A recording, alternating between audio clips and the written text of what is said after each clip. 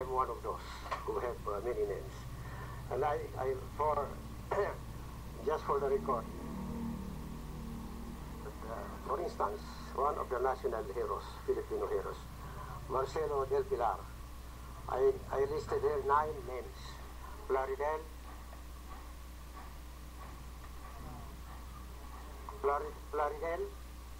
Dolores Manapat, Piping Dilat, Siling Labuyo, Kupang, Hari Talaga, Patos, Carmelo, D.M. Orgas.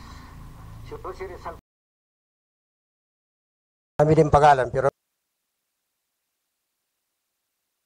Sir, thank you very much for the answer. My next question is, Madam Miriam, yes, opo. Madam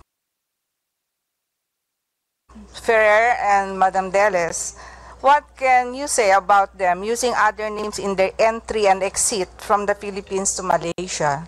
Because I would like to say that the foregoing is a matter of sovereignty.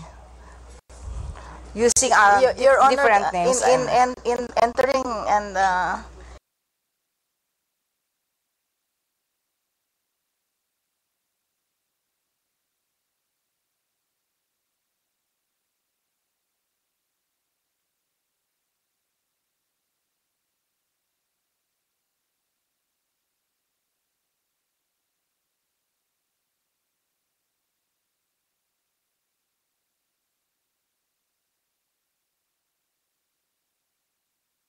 Ilang passport do you have? With all my respect to Your Honor, I think I will request the Department of Foreign Affairs to furnish a copy of my passport. But this I cannot give you in this particular session because there are some sensitivities that do not require public disclosure of documents like this.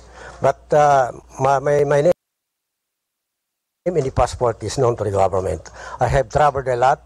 I think from 2003 up to January 29, 2015, I have traveled overseas maybe 100 times. So it's known to the government, and I'm not hiding my name in the passport to the government. It's known to the government.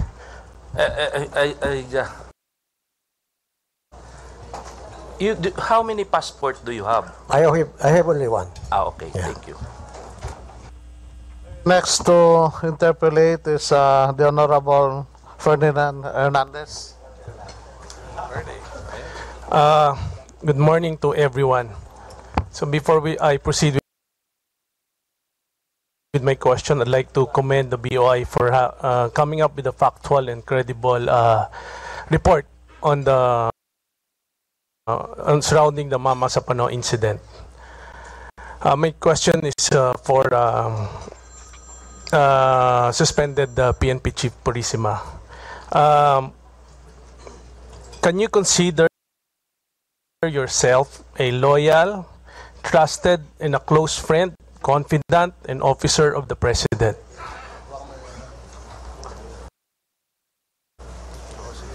Yes, Your Honor. So you will not do anything to harm the President? I will do anything legal to protect the President, Your Honor. So you're not going to use this relationship to advance your interest? No, Your Honor. In December 4, Ombudsman released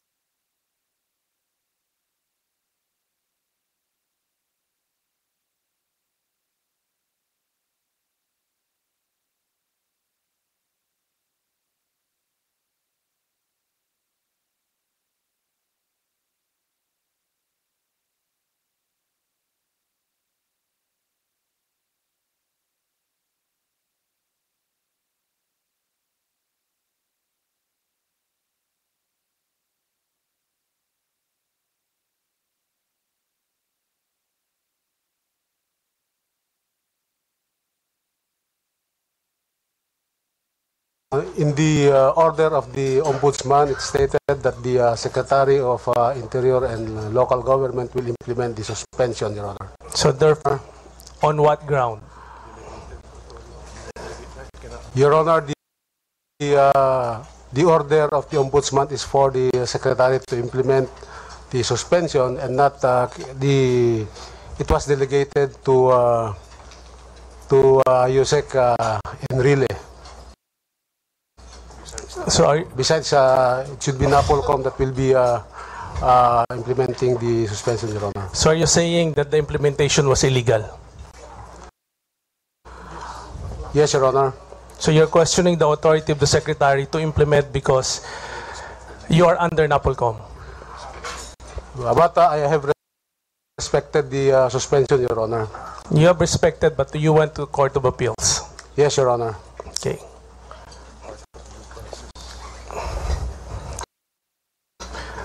General Lapeñas, from the time from the time Chief PNP was suspended and doing all this planning of the Oplan Exodus from December 18, there was a January 9 meeting with the President. There was a January 19 asking you what is the status of the operation. From the operation on January 25, communicating with the Purisima, were you communicating and getting instruction and order from a senior officer who is on top of this operation? Yes, Your Honor. So it was not under advisory or just relaying your message to the President? Whatever the word, the right word, but is that supervision, and on top of me is Police Director General Purisima on that occasion, Your Honor. So you are under the impression that he has the authority? Yes, Your Honor. General Purisima, during the January 9 meeting with the President, do you agree with me and the previous meetings that the President has done his part to make sure that this operation will be a success? I will mention, the President mentioned that yung coordination sa AFP wag kalimutan.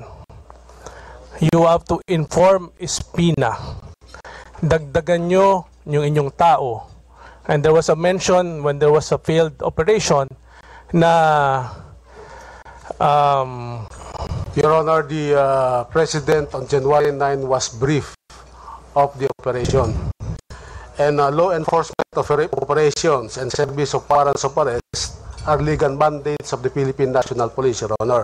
That is under no, I'm just asking you whether you agree with me that the President has done his part to be able to support this operation. Yes, Your Honor. Yes, that is part. Okay. That's clear. Okay. So if the instruction of the President was clear, when you went out of the meeting, you gave Napeñas a different instruction. You said, to quote, wag mo munang sabihan yung dalawa. Ako na bahala kay General Katapang. Again, as mentioned by Napeñas, he was taking an order from you. So he followed your order. What was the reason why you changed the order of the President? Your Honor, I did not change the order of the President.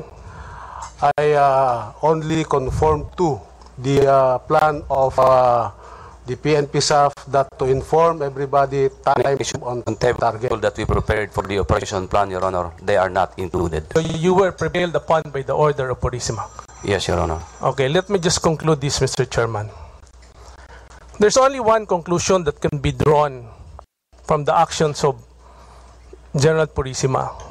It was purposely to exclude Espina and Rojas. Because if these operations become successful, then he can claim that Espina and Rojas has no participation. This is his way of redeeming himself because he is suspended and assert his moral authority over PNP. Remember, I cannot blame Na Peñas. You are just preventively suspended. You continue your moral ascendancy over PNP. So, however, at the expense of the President, at the expense of the peace process. And the President is being asked to apologize for something not of his own doing. It was very clear from his instructions. Now, as a close friend of the President, do you think you owe him an apology or the public? Your Honor, Thank you. Sir, question? Okay. Call, please. Your Honor, we have already I have already talked to the President about this, and we have talked to it privately. And with regard to your assumption that I will be taking the glory if the operation was successful.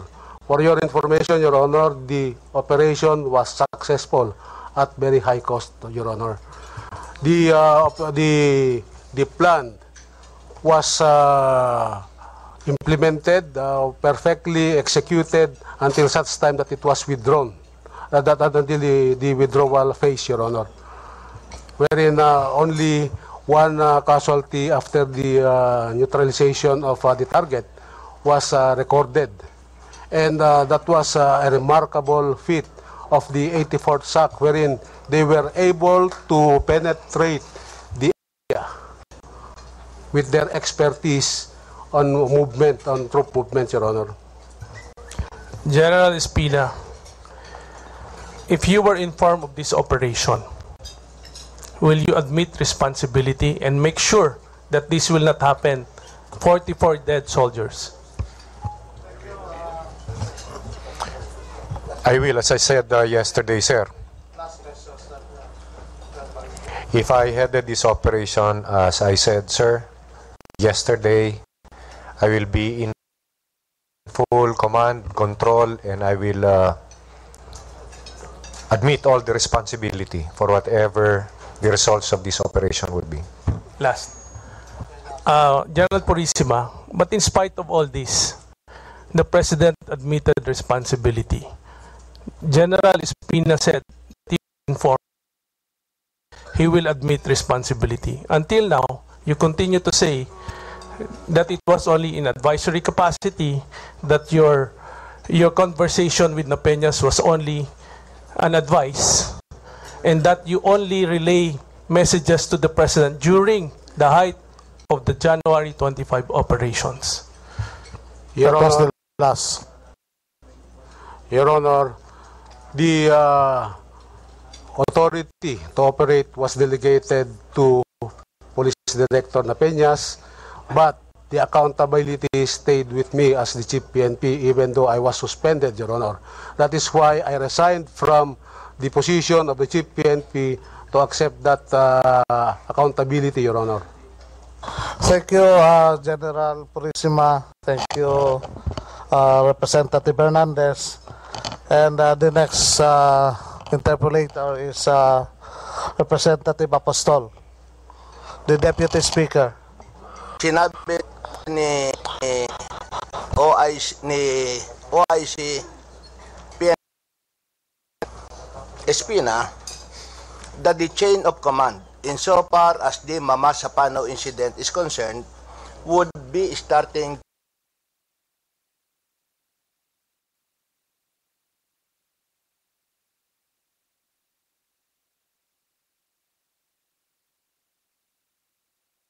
Representative Barsaga. Thank you very much, Mr. Chairman. Thank you.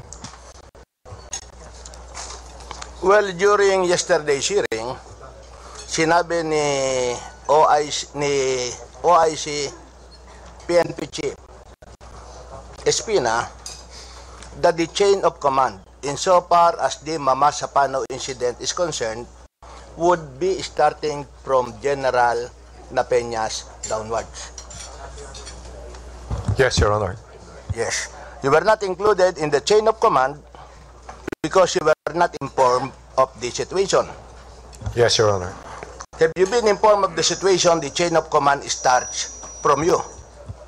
Yes, Your Honor. Assuming that you were informed, will the chain of command include the secretary of the ILG? No, Your Honor. Why not? He is only the secretary dun po sa aming law enforcement service. The chain of command would start from me downwards. It ends there. And that would be your answer even if the secretary of the ILG was informed. Yes, sir. What about the president? Is the president included No, in sir. the chain of command? No, sir. Why not? Ganon din ho yun pataas. They're just advisors, they're just, as I said yesterday po, ang presidente, he orders everything to govern the whole Philippines. Pagka ganun ho mangyayari, na ang presidente kasama sa lahat ng sa chain of command, lahat po ng battle siyang sasagot dyan. Lahat po ng gera natin siyang sasagot dyan. Not only Mama Sapano. Sa ating saligang batas, isinasa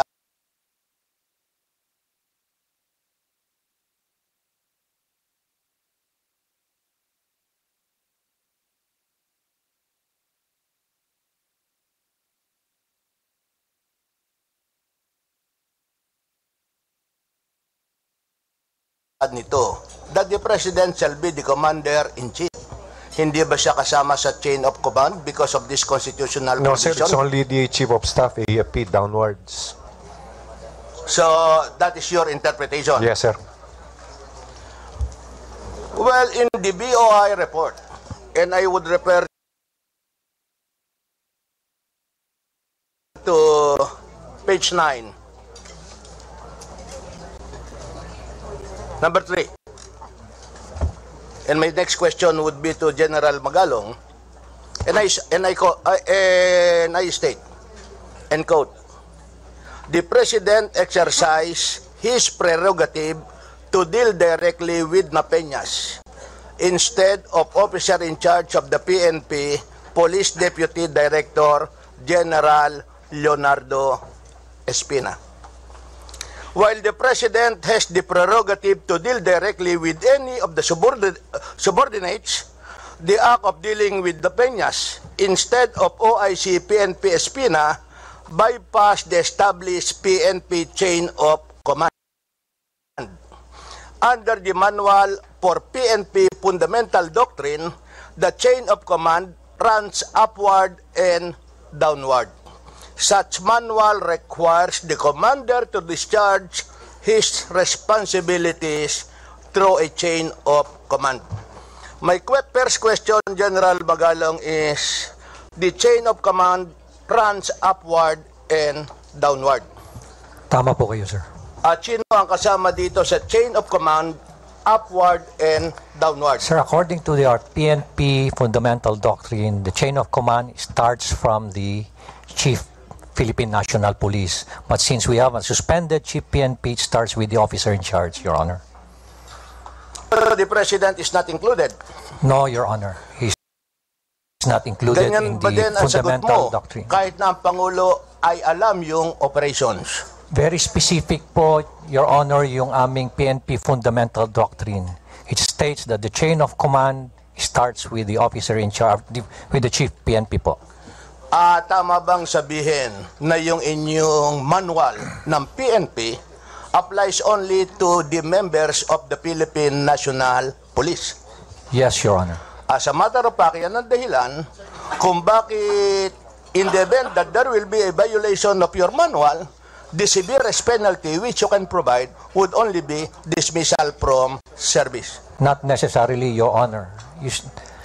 We just would like to clarify that there is no such thing as violation of the chain of command in our rules and regulation. There is no such thing as violation of the chain of command in our rules and regulations. But if we're talking in the context of the issue that was raised a while ago by Congresswoman De Jesus of Gabriela, which is in the context of some sort of disobedience, yun na po yun. Depending on the gravity of the offense, I would say again, depending on the gravity of the offense, it would either be, or it would be, the penalties would be suspension, demotion, or dismissal po. Medyo, I got a little bit confused. Sa inyong finding na Peñas did not follow the chain of command. Is that correct? That is a statement of fact po, sir. Yes, statement of fact. Because he did not inform General Espina. Yes, Your Honor. For that failure of General Peñas to inform General Espina, meron ba siyang action in violation of your PNP manual? Yes, Your Honor. Unang-una, ano kanyang infraction? Sir, are you asking me as member of the BOI o kaya, sir, as the Philippine National capacity Police? you can answer. As a general, as a policeman, as a resource person, as chairman of the BOI. That would be neglect of duty, sir. Neglect of duty. Yes, sir. Okay. So, very clear tayo rito. Yes, Your Honor. The PNP chain of command applies only to PNP Yes, personnel, Your Honor. excluding civilian persons like the DILG, the undersecretaries, and even the President. Yes, Your Honor. Thank you very much for that information. Sa hearing din natin kahapon at kanina, that means 1 minute, ay sinabi natin, it was brought out na mapa binigay ng Amerika. Yung finger ni Marwan, binigay din natin sa FBI authorities. At the time of the operation, merong isang Caucasian na nagbigay ng order sa AFP. Meron ding mga Amerikano sa inyong station. My question will be to the DFA. With these instances involving the participation of the Americans, will there be a violation of the Philippines as a sovereign state together with the violations of our Constitution and also our internal laws? Oh, DFA. DFA, kindly answer that question. Good afternoon. Sir, with respect to the issue here at hand, we have not determined any violation of any Philippine constitutional provision. I can only defer to what the Secretary of Justice has already said, that everything is within the bounds of the Constitution. All the U.S. participation is covered by Lim versus Executive Secretary insofar as the Supreme Court is concerned, and these are underneath the MDT and BFA treaties. So that is our position, sir. So no violation? None. And therefore, the act of our policemen, General Peñas, na nakikipag-usap sa mga Amerikano, humihingi ng plano at binibigyan naman sila, that is not a violation of any provision of the Constitution, and as a matter of fact, it is in accordance with the existing treaties of the Philippines with the United States and other foreign governments. Your Honor, yes. Okay. Thank you very much for that information. Thank you very much, Congressman Barsaga. Next, Congressman Yu. Me? Victor Yu.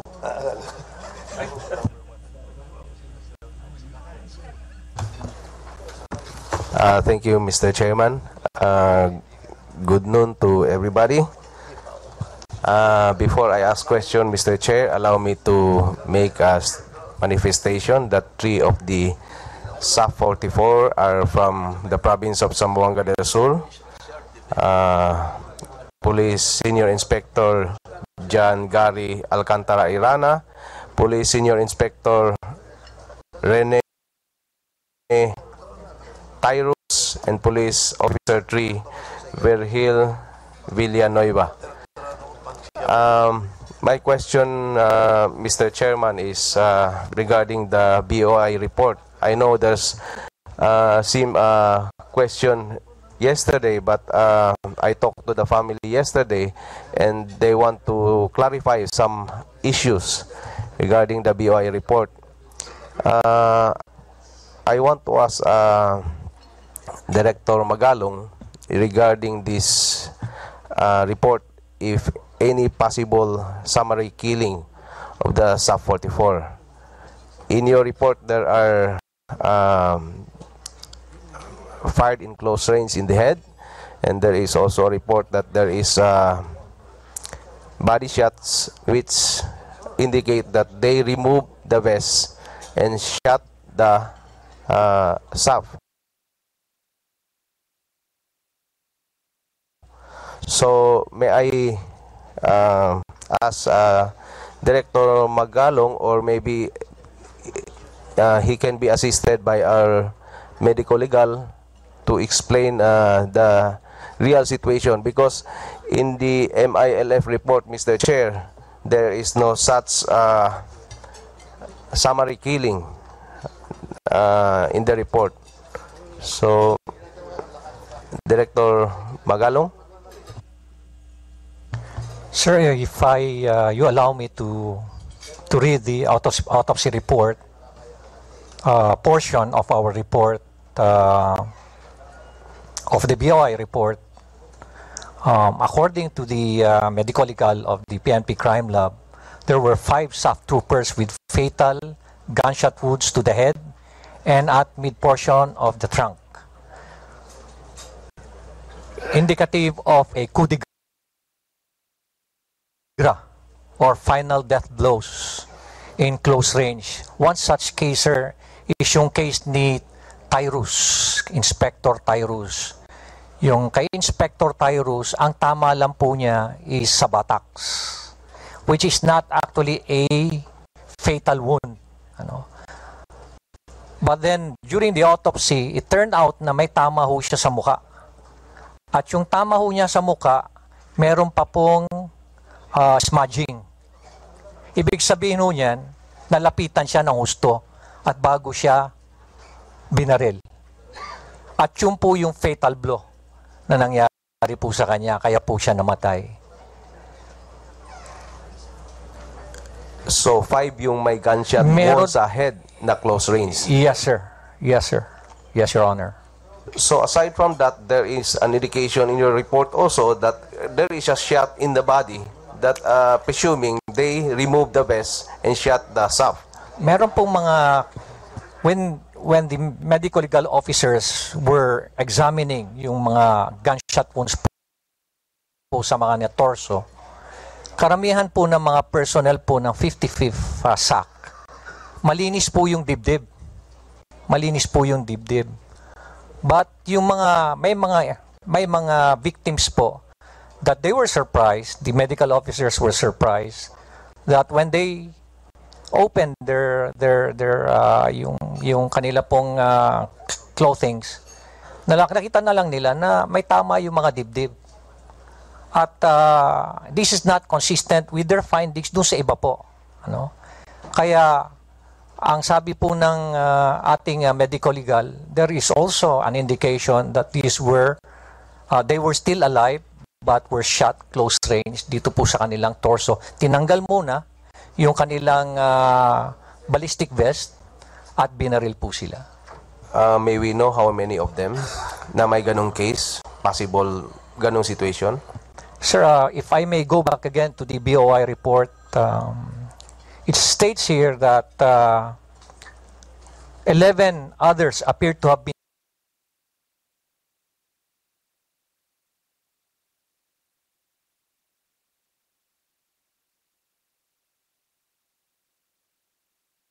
over.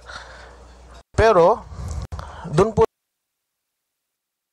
sa iba, very unusual po, at nag-usap po kami, actually po 4 of us, na-observe po namin na yung iba, bakit may tama sa mid-portion ng torso. So, tinanong ko po yung SAF, ilang beses po, sabi ko po, compulsory ba o mandatory na ang bawat SAF element dapat may suot na vest. Sabi niya, lahat dapat magsuot ng vest. So, ibig sabihin, yung pong namin dun sa iba, hindi consistent sa tama na may vest. Ibig sabihin po, nung tinamaan siya sa gitna ng mga dibdib, wala pong vest. Now, tinanong ko rin further, ano yung bala na pwedeng mag-penetrate sa vest? Sabi nila, 762 pababa ang hindi makaka-penetrate sa vest. So, ibig sabihin po, yung mga normal na ginamit sa enkwentro ay hindi normally makaka-penetrate sa mga vest.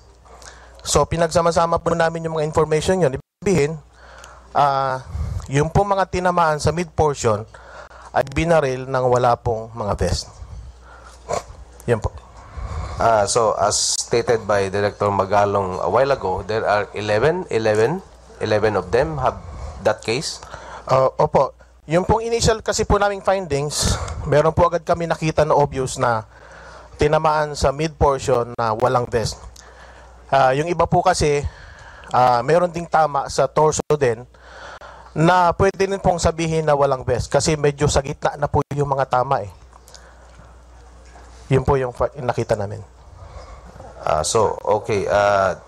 We presume that they are still alive and then the vest was taken from them and then pinagbaril ng mga yung arm element. Opo, kasi kung titingnan po yung ibang tama nila, mga hindi naman po immediately fatal eh, mga extremities sa braso po, sa binti, na hindi naman po magiging dahilan agad ng kamatayan. So pero this yung is a violation of humanitarian law? Or may violation ba ito? If ever ganung case?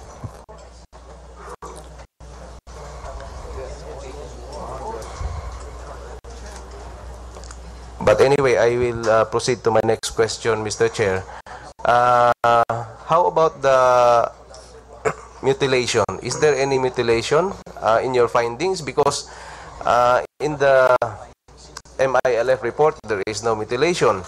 And I talked to the family of the SA-44 yesterday. There is a clear indication of mutilation because there is a big cut in their neck, there's a big cut in their face, and there are chop in the portion of their body, and then some chop in the stomach, and at back also. So, and then there is also one said that there is an eye taken from the one of the SAP, and then there is also some. They said also that there are also some arms, yung mga braso nila kinuha yung laman because in the coffin puro na bandage na lang yung nasa arm. So, meron ba kayong findings na ganun? Wala po. Actually, I tried to explain dun sa iba pong relatives na nakausap ko po sa krami. Yung po mga incisions sa iba-ibang parte ng katawan, like po dun sa mga lugar na nakita namin yung mga walang point of exit. Yung pong incision ay hiwa po yun ng medical legal para po ma-recover yung metal fragment, yung pong retained na bullet. Yung pong incision na mahaba sa head at sa trunk, yun po yung autopsy incisions made. There are also incisions sa neck at sa extremities, sa embalming naman procedure po yun. So yung pong mga nakausap ko pong relatives, nagawa ko pong ipaliwanag. In fact, mayroon narinig po ako na may malaki daw hiwa sa ulo. Autopsy incisions po yun. Hindi po yun incision pre-mortem, hindi po. Now, meron pong mga daliri na naputol, pero dahil po sa either shrapnel or bala. Meron din pong left lower extremity na hindi na po nakita, hindi na po kasamang ma-recover ng cadaver kasi malamang naiwan na po doon sa area of incident. Pero yung findings po namin sa area ng knee ay tama po yun ng bala at natanggal po yung lower extremity because of the bullet. Yung tama. So, meaning to say, walang mutilation. Wala kayong finding na mutilation. Sa amin pong mga medical legal po, wala pong basis na may mutilation. I ask this, Mr. Chair, because that is the complaint of the SAF family regarding the what happened to the SAF 44.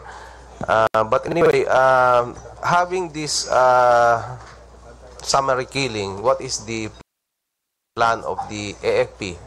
What are you going to do with this? What is the national government going to do with this violation? Is there any action already? Because that is the question of also of the families of the SAF 44. They want to guarantee justice for the SAF 44. May I know who can answer, or maybe Secretary De Lima would like to react on the question of the Honorable you. Yes. Yes, Your Honor, thank you. Yes, Your Honor, that is precisely the task of the DOJ through its joint NPS-NBI Special Investigation Team, created for the purpose of determining criminal liability, determining what criminal charges can be filed and against whom. And indeed, meron ho tayo makakasuhan, meron hong mga ifa-file na kaso against certain individuals. It will be part of the report of the Special Investigation Team, which is due on April 16. It was originally due last April 2, but the team asked for a 2-week extension, and I found their request to be reasonable, so it's due on April 16. Meron ho tayong makakasuhan. Now, yan lang po ang pwede kong masabi sa inyo, magagaranti ako sa inyo na balak ho namin mag-file ng criminal cases. Only that, ang hindi ko po magagarantiya ay kung by April 16 ay lahat ho na dapat i-file ay maifa-file na. Because depende po yan sa state of the evidence right now. Kung mapapansin nyo po dyan sa mga available reports, BOI, Senate, MILF, and the latest is the IMT report, even if marami na ho tayong napulot doon about the facts, about what happened there, lalo na yung sa operations, etc., from the surveillance and other personalities. Wala ho sa mga reports yung nagpro-provide ng talagang yung mga witnesses doon sa kung sino ang action na doon sa encounter. Meron na nga hong mga pinatay. Kami po sa Joint NPS-NBI Special Investigation Team, meron mga witnesses. Meron ho kaming witnesses, several witnesses that the team has interviewed, which had have seen firsthand the firefight between the SAF forces and the BIAF, MILF, BIFF, and PAGs in the cornfield area. They have seen firsthand the firefight in that particular area. And meron po kaming isang witness na makakapag-identify ng ilan doon sa mga forces ng BIAF, MILF, and also BIFF and PAGs na nakita doon at nag-participate doon sa shooting. Now, ito pong witness pong ito, he is now covered under the Witness Protection Program, and binigyan muna namin po siya ng ibang pangalan, alias. We cannot be disclosing his identity at this point, and we cannot also be disclosing to this body exactly kung ano yung kanyang testimony until after the completion of the report. As we speak, the report is now being completed. As I said, it is due on April 16. Thank you, Mr. Chair. Actually, that is... Yes, I will have the last question, but before that, that is the what the families would like to hear, the guarantee of the government that the justice kailangan ma-serve doon sa who are those persons responsible, especially those sa summary killing. But they are hoping that pwede bang ma-fast track yung pag-file ng cases dahil worry sila kasi whatever maglaho yung issue na to, baka maging wala din yung mga kaso na yan. I will go to my other question, Mr. Chair. I would like to ask Secretary Deles, before this incident, do you have any knowledge na si Marwan, si Osman, and then Baco is in the MILF area? No, Your Honor. Hindi mo tinanong kay Chairman Iqbal kung mayroon bang mga kriminal, may mga terrorists, may mga bad elements ba doon sa area nila? We rely on our intelligence units in government, and they had not raised this to us to be raised to the MILF in this recent period.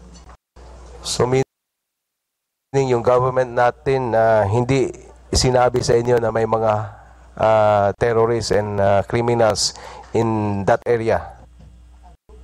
Meron naman ho alam na yung AJAG has been at work and there has been cooperation with AJAG with regard the interdiction of lawless elements in the area, but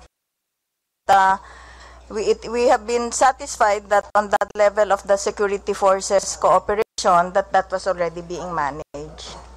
But as a chief of the peace process, it is not your concern regarding to knowing that there is a terrorist or criminals in that area? In the cabinet,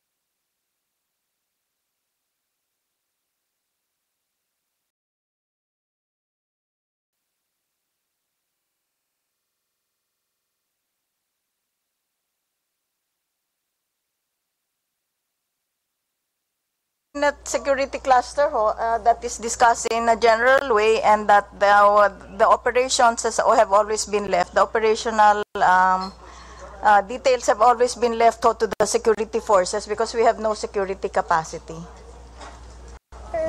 Anyway, it is very important, Mr. Chair, that as a peace chief, they should know also regarding those information, especially they are dealing with the MILF, and those personalities living there, especially terrorists and high-value target, to have that information is very important for them to know. That's all, Mr. Chair. Thank you. Your Honor, the list of the high-value targets came from the intelligence unit and coursed through the panel to the MILF.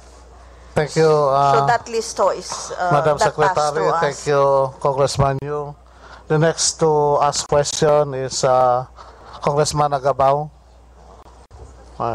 Thank you very much, Mr. Chairman. Let me direct my question, Mr. Chairman, to General Magalong, who headed the BOI. Your Honors, I think one of the sorry narrative about this entire episode was the utter lack of coordination between the SAF forces, the PNP, and the Armed Forces of the Philippines. And at the root of this lack of coordination was the concept of TOT, the time on target.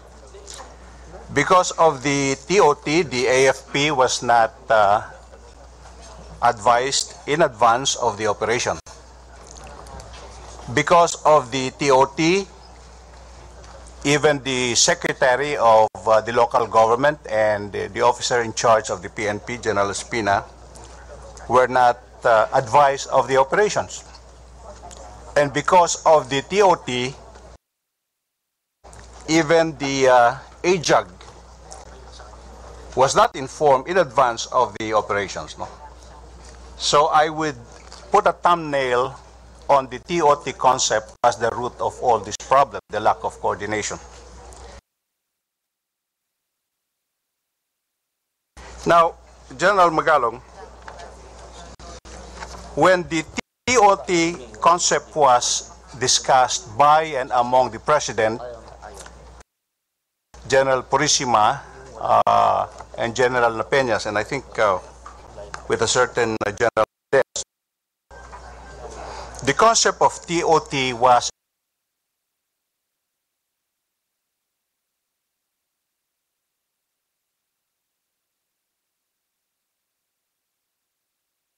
explained to him.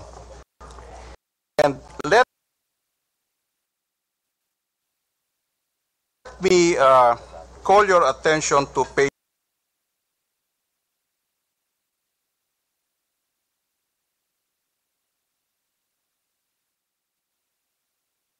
3 of your report on the executive summary.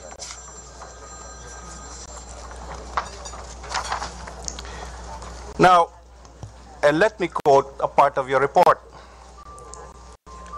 When Napeñas, referring to the discussion on TOT, when Napeñas proposed to the President the adoption of the TOT concept for Oplan Exodus, the President remained silent. The President remained silent. That's pregnant with meaning, General. What did you wish to infer, that the President acquiesced with the TOT concept? That was according to the statement of Director Napeñas, Your Honor. That was just a statement of fact. And you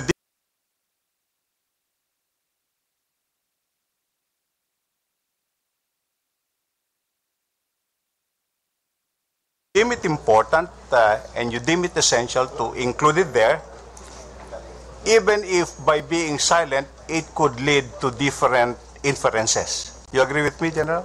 Yes, Your Honor. That is very probable.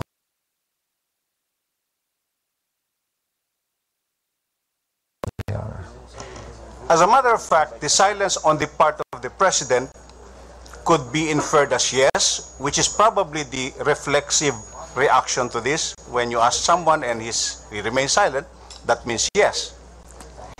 It could also mean no, and it could also mean he's weighing his answer. Yes, Your Honor. But the BOI deem it important to include this very, very dangerous statement, if I may put it this way, as part of your report. Yes, Your Honor.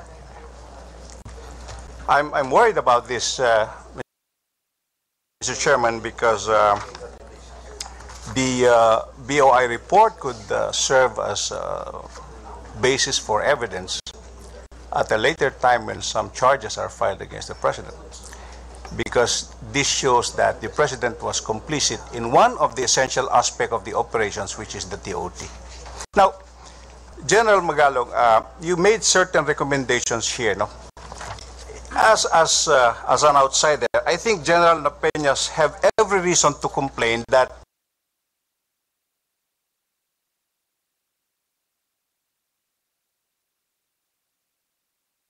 your coordination with the Armed Forces of the Philippines.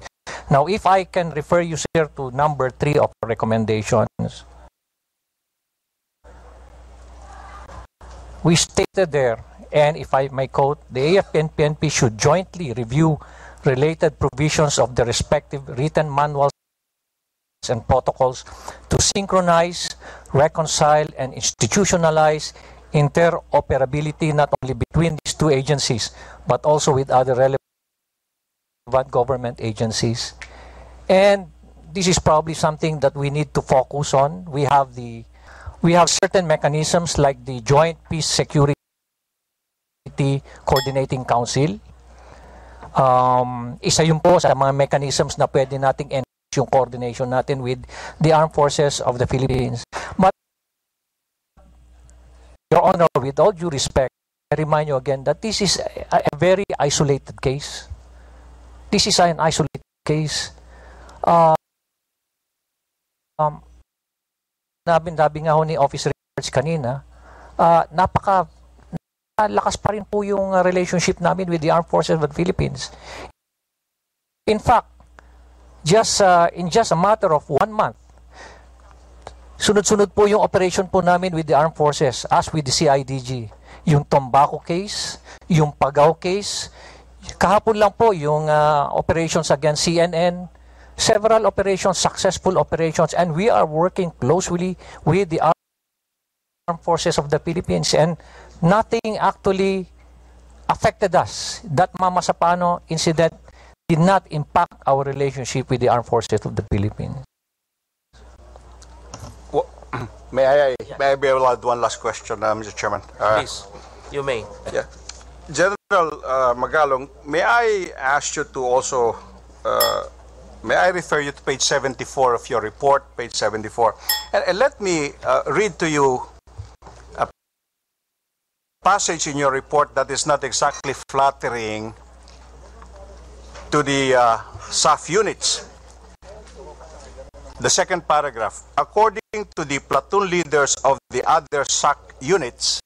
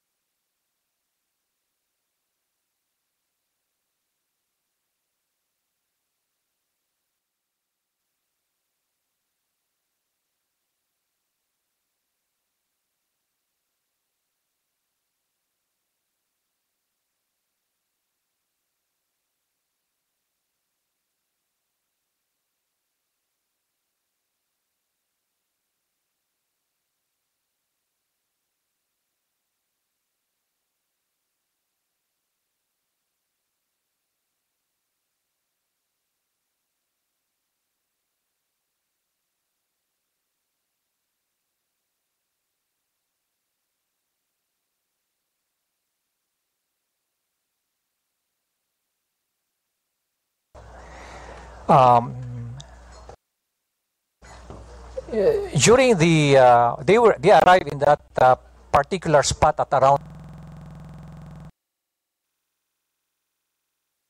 banggit po sa amin, dapat nagkaroon na kami ng casualty, wounded, not necessarily wounded. In that particular situation po, not among the 80 plus SAP personnel who were in that particular spot were wounded. Kaya rin po, hindi kami satisfied sa kanilang explanation, to be honest with you, Your Honor. Anyway, thank you very much, General, for your answers. I yield, Mr. Chairman. I yield. Thank you. Thank you very much, Deputy Speaker Agbaw. Next, Congressman Mangunda Dato.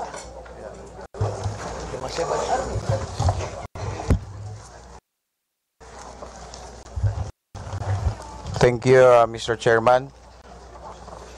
Before I proceed my question, I'd like to acknowledge and recognize first the IDPs from Mama Sapano and the neighboring towns in the province of Maguindanao. And my first question, Mr. Chair, is direct to Superintendent Aranas of the Medico Legal. Can we request the Superintendent Aranas to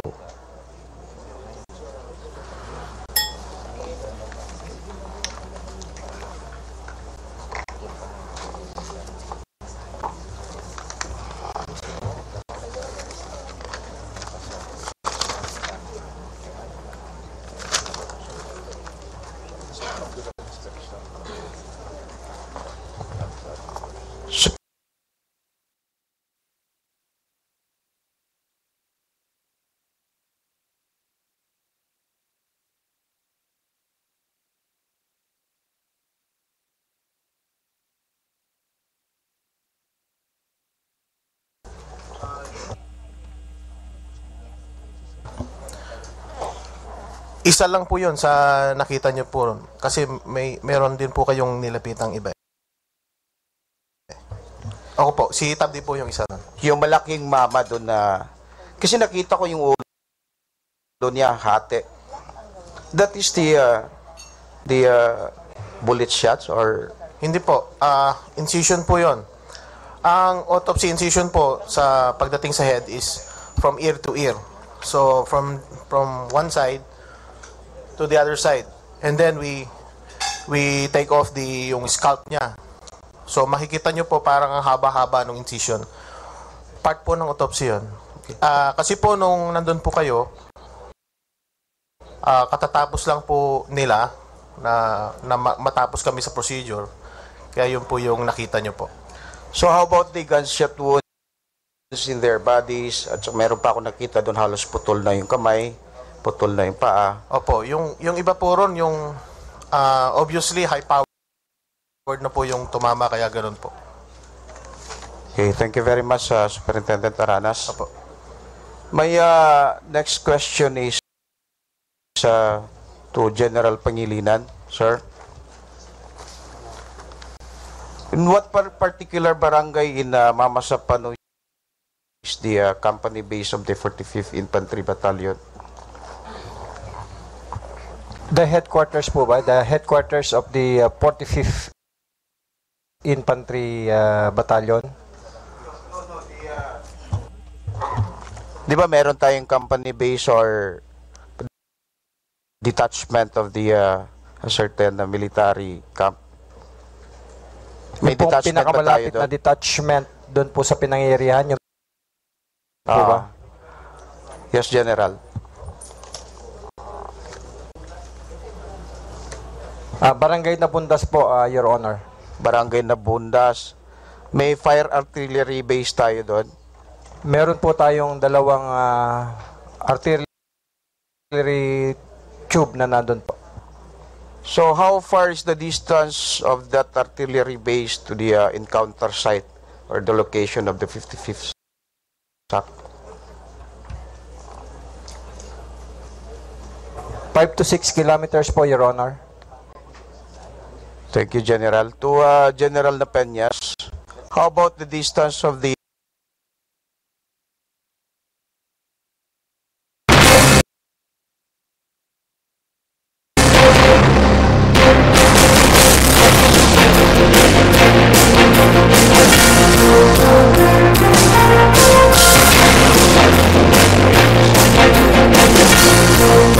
That's about 2 to 2.5 kilometers, Your Honor, approximately. what high power caliber na nandun sa ECP ninyo? Do you have a mortar, 81 millimeter or 60 millimeter? The police or the SAF has no mortar, but we have the 2 armored personnel carrier occupying 2 key areas in the vicinity of the ACP, Your Honor. In the main effort sa 55th SAC and the 84th Seaborne, ano yung cruiser weapon nila, dala nila dun? They have with them recoilless rifle and light machine guns, Your Honor. Meron silang recoilless rifle. Ilan pa? I am to figure, Your Honor, but each of the company, the 55th, the 45th, and the 42nd, they have the recoilless rifle, Your Honor. Who made the Oplan Exodus, your operation officer? We organized mission planning group that came up with the operation plan Exodus. It's not only one person. But you're the one to approve that? Yes, Your Honor. Do you consider or include the support of the AFP or the field artillery in the operation plan? That's one of the mitigating sa task coordination table na magko-coordinate nga po yung at the time na nandun na sa target, Your Honor. So why don't you coordinate to the AFP? Yung mabanggit kanina, sinasabi nila trust. It's not about trust. It's about the possibility of compromise in the preparations of operations, Your Honor. Yung AFP kasi nandyan na sila sa lugar na yan. Pag gumalaw sila, sa dami ng kapitbahay, sa dami ng kakilala, kaibigan, in-laws or whatever, na nandiyan sa vicinity, at yung high value targets na nandiyan din, naka-in place na rin yung kanilang mga monitor at saka yung mga nagtitik-tik, nagmamanman. Kaya po, sabi ko gusto kong sabihin nga na it's not about yung trust ang issue dito, it's the possibility, big possibility na doon sa preparations ng operation nagkakaroon ng compromise at leakage na merong gagawin at nakakarating nga yung loob. That's the precise reason that doon sa operation plan namin, yung ginamit na operating units dyan, nanggaling pa ng Davao del Sur, North Cotabato, Zamboanga.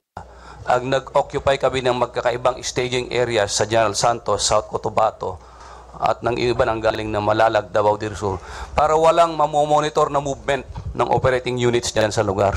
Kumbaga, normal na normal. It's only on the D-Day na mag-move yun, na magpupunta doon sa kanilang lugar na i-occupy at kanilang tasking doon sa operation, Your Honor. D-Day and HR or TOT is the same? D-Day, yung po yung araw, yung H-hour, yung po yung oras na tinano mo na makarating ka doon sa target mo, Your Honor. How about the tactical or the time on target?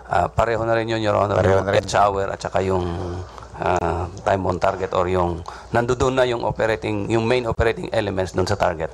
I-emphasize ko lang, Your Honor, yung dagdagan ko lang yung sinasabi ko na yung monitoring nga ng ating mga high value targets yan.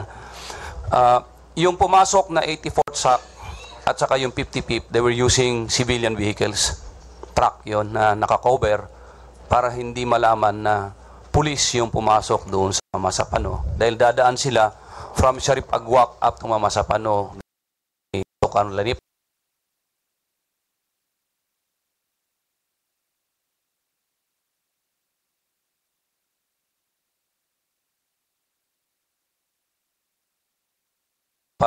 And that's approximately 10 to 11 kilometers kasi alam nyo po yun, taga doon po kayo. At alam din namin na may random checkpoints ng AFP, pati yung MILF along that road sa gabi. Nag-uumpisa yun ng alas 8 hanggang alas 4, alas 5 ng umaga. Pero alam din namin na pag umulan, yung checkpoints na yun umaalis. We've been observing yung behavior ng mga taong bayan, pati yung AFP and PNP forces, pati yung MILF in that area for so long a time. At alam din po namin na pag uniform vehicle ang pumasok na sa Mamasapano, there would always be an information passed on to the high value targets. Pagbabo doon sa vehicle drop-off point, Your Honor, it will take 4 to 5 hours na maglalakad. Kung naka-uniformado yung pumasok, 4 na oras na maglalakad, a simple text message that would reach doon sa high value targets in a matter of 10-15 minutes, aalis na po yun. That's the precise reason na yung containment, yung marami na grupo na magsusuporta, hindi kaagad ma-deploy not until na makatawid ng ilog bago doon sa target yung yes, main General, effort. sorry, I understand, but I want to proceed to other question. So, you did not use the marked vehicle? Yes, Your Honor, yung dalawa na vehicle na pumasok na nauna. Pero yung dalawa, maliban doon, meron pang wala na po, Your vehicle. Honor, yung the rest na follow-on vehicles, naka-uniform vehicle na. So, ibig sabihin yan, kasali ba yan sa revised police operation procedure that we use the unmarked vehicle? That's a part of tactics, Your Honor. But that part of the revised police operation procedure? As far as nabasa ko yung operational procedure, Your Honor, hindi explicitly indicated doon, pero definitely yan, part yan sa tactics in the conduct of special operations, Your Honor. How about the tactical or the time on target that was included also to the police operation procedure? Or That is nawala na included in the police operational procedure, Honor. That's the coordination can be made before, during, or immediately after doon sa inter-unit coordination doon sa police operational procedure po ng PNP. Yes, in the inter-unit coordination, it is very clear in the rule number 2 of the revised police operation procedure that was stated that any team leader operating outside AOR, including National Support Unit, shall coordinate personally or send their representative to the concerned police territorial office. Ginawa ba ninyo yan? We did that yung nga sir, yung time on target or the time na nandun na yung operation ongoing, yun po yung gagawin na pag-inform. So ibig sabihin wala ka rin tiwala sa local police? It's not yung tiwala, Your Honor, ulisin ko. It's not the trust. It's about the preparations ng operation at operation security.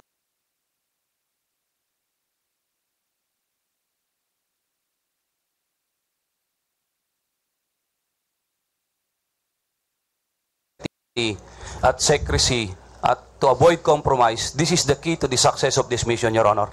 That's why in the past operations hindi nagsasucceed kasi nga just as our troops arrive dun sa location ng target, nakakaalis. Few minutes, there was even a time yung operation dun sa Butigla, Lanao del Sur. Nakikita namin dun sa monitor. 250 meters yung distance ng assault force at saka yung tumakbo na target na si Marwan, Your Honor. Last question, please. Yes, Mr. Chair. Hindi naman siguro ibig sabihin na hindi mo pagkatiwalaan lahat ng mga AFP natin at saka PNP natin eh. But in the operational plan, General, do you also consider the courses of action, Plan A, Plan B, if the troops will compromise, if there is a retaliation of the armed groups sa kanila, na pwede ba sila mag-engage or disengage the target? Do you also include this? Kasama po yun, Your Honor, doon sa plano. Just like doon sa nauna na operations, yung Terminator 2. Nung na-engage yung troops along the way, nag-withdraw, hindi tinuloy. That's one of the factors na hindi tuloy yung operation kung na-engage or na-compromise or nagkaroon ng heavy casualties just like accident or injuries while en route. That's why yung rota na pinili namin nung ginawa yung plano, Your Honor, malayo yung dadaanan na to ensure na walang kabahayan ng IMAILF yung dadaanan. There are actually 4 na rota yung kinonsider namin, Your Honor. Isa yun doon sa may barangay Tuka, isa dito sa baba niya, at isa pa yung dadaan pa ng Rajabuayan doon sa ibabaw. At saka itong itabi ng yung dinaanan nga ito malapit sa ilog. However, doon sa pag-aaral namin, doon sa location nga ng MILF forces, pati yung mga kabahayan ng MILF doon sa area, hindi ka pwede na dumaan doon sa barangay Tuka. Although yun ang pinakamalapit, that will take only about 2 hours walk. Dito sa baba ng barangay Tuka, it will take about 3 hours. Yung pinakamalayo yung pinili dahil para maiwasan po yung kabahayan or yung lugar na may community, yung mga taong bayan at saka yung MILF. Mr. Chair, can I have 2 more questions? Because we You know have that... already consummate your time, Congressman Mangondatato. That is last question. Maybe you can have on the 3rd round. Only one? Last question. Yes, thank you. Proceed. Thank you, Mr. Chair. Yung bang sa pangyayari doon, General Napeñas, sino ang ground commander doon sa ACP ninyo? Saan po kayo noon? Nasa TCP ba kayo? At saka, ano yung role ng 6 combat groups ninyo as a reserve effort ba yan? Or what? Your Honor, I was occupying the Tactical Command Post at the Maguindanao Police Provincial Office. Yung nasa ACP who serves as the ground commander, siya po yung battalion commander ng 4th Special Action Battalion na AOR niya po yung Maguindanao, Kidapawan at saka itong part of Davao del Sur. At kabisado niya po yung lugar na yon kasi AOR nga ng kanyang battalion. At yung sinasabi niyo na combat groups, yung 44th Company, ito po yung magsisecure from Nabundas hanggang doon sa crossing Tuka, yung papunta ng Rajabuayan, papakaliwa yung Tuka. Yung 43rd Company, kasama niya yung ACP doon sa before makarating ng Tuka, magmula doon sa crossing, yung pakaliwa. Ang susunod na, yung 41st, yun ang susunod. Ang susunod na papaloob, yung 42nd. Tapos yung 45th, tapos yung 55th, at saka yung 84th, yung pinakadulo doon sa target. We did it that way, Your Honor, na sunod-sunod, yung one way in, one way out na tinatanong ni Congressman Asidilio kahapon, bakit ganun lang? Because that is the safest way na pumasok ka, maglalatag ka ng security, may babalikan ka na security, lalanggamin doon. That's why the plan was made that way, Your Honor. Thank you. Thank you very much, Mr. Chair. Just for the record, Mr. Chair, that can we request the copy of the task organization of the PNP staff para malaman po natin kung kaninong role ang main effort, yung support effort, ano yung ginawa ng more than 300 personnels ng PNP SAF sa ACP, bakit kinakailangan pa nila yung reinforcement of the AFP? Dapat prior to the reinforcement of the AFP, sila muna nagpunta doon as a reserve effort to continue the mission. If the main effort or the support effort will be pinned down, they will be the one to accomplish the mission. Thank you, Mr. Chair. Thank you very much. Next, Congressman Teodoro. Marcelino Teodoro. Thank you, Mr. Chairman. Mr. Chairman, may I be allowed to direct this question to the Honorable Secretary of the Department of Justice? Please proceed. Secretary De Lima, we have invited you to appear before this hearing because yesterday we are discussing in consonance or to the Board of Inquiry report that were facts of the report indicating possible violations of existing laws and regulations. Appropriate agencies should and would pursue investigation of the Mama Sapano incidents in order to determine the possible criminal administrative liabilities of all concerned, particularly those of government officials, MILF, and other individuals. I would suppose that you have already read and studied the BOI report, and my understanding yesterday, Madam Secretary, that there's an ongoing investigation by the DOJ, and if my information is correct, that you are due to finish this investigation by April 16, and you will be able to submit this to the perhaps to this committee so that it can be incorporated in the congressional findings of this in this committee. Before you answer the question, Madam Secretary, I understand the sensitivity of the issue at hand, and to prevent compromising information that might prejudice the case build-up of the DOJ, you may opt to have an executive session if you may wish to do so. As explained yesterday, Madam Secretary, by Secretary Deles of OPAP, and we understand that the DOJ is the primarily law agency under EO 2292. It serves as the prosecution arm of the government. May we know now, or may we have now a rundown of your agency, of what your agency has done so far in terms of case build-up, particularly that of evidence gathering and ensuring that their admissibility, as well as employment of any forensic measures, if any, Madam Secretary. Yes, Your Honor, thank you. Actually, I confirmed earlier, Your Honor, that we are now completing the report of the joint NPS-NBI Special Investigation Team, which is due on April 16. And the main thrust or focus is criminal charges or criminal liability or culpability of those found to be responsible for the killing of the SAF 44.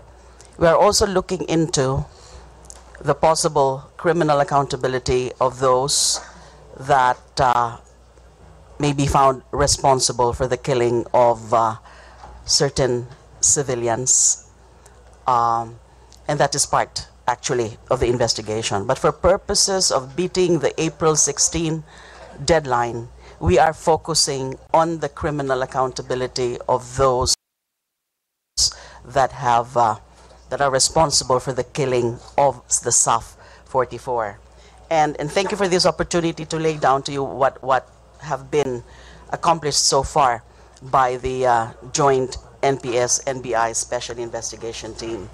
I mentioned that we were able to interview and their statements taken several witnesses